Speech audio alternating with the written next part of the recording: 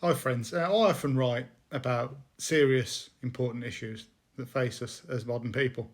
But this poem is not one of those examples. It's called Dad's Amazing Talking Bum.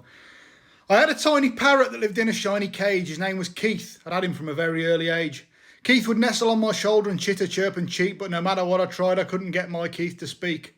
I went to see a therapist that specialised in birds. He said, I'm no quack, I've got a hack that'll get Keith speaking words. He said, take this medicine, put it in his bowl and fill it up, and instantly you'll never shut your precious parrot up. But please be warned, this medicine is the only one around, and if you lose it, you've lost your chance. Keith's voice will not be found.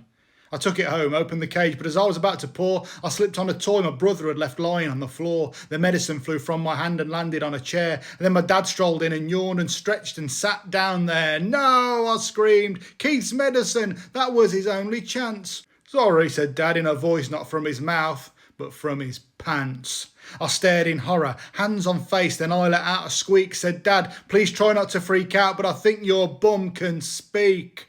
Sure enough, his bum piped up in a manner fine and eloquent. It talked about philosophy, so clever, fair and elegant. It spoke of books and art and films, every subject an expert on it. One night it put on a ruff and wig and performed a Shakespeare sonnet.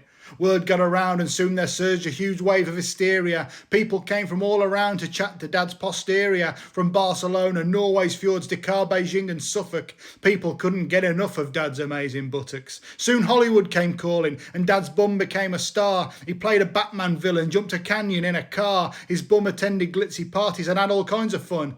The Oscar for Best Actor goes to this poor kid's dad's bum.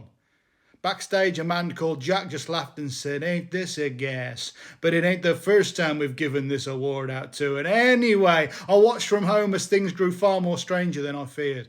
And Keith the parrot turned to me and said, wow, this is weird. Thank you very much.